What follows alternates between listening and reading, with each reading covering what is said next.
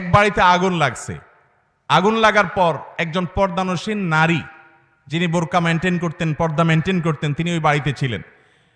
তিনি আগুন লাগার পর স্বর্ণ গহনা যেগুলো দামি জিনিসপত্র ছিল এগুলো সব একত্র করেছেন, করে তিনি বাড়ি থেকে বের হবেন। এই অবস্থা তাকায় দেখেন যে বাহিরে পুরুষরা আগুন নেবানোর কাজ করছে। যেহেতু পুরুষরা আগুন নেবাচ্ছে, সেজন্য উনি আর বাহির না হয়ে ওই আগুন লাগা ঘরের খাটের নিচে তিনি যাই লুকিয়েছেন, যার কারণে আগুনে পুড়ে তিনি শেষ হয়ে মরে গেছেন। এই যে পর্দা করতে গিয়ে তিনি নিজের জীবনটাকে পর্যন্ত শেষ করে দিয়েছেন। পর্দা যারা করে তারা কত খারাপ, কত বাজে। এ হলো গল্প, এ হলো আপনার গল্পের নামে পর্দার বিদ্বেষ আমার সন্তানকে শেখানো হচ্ছে।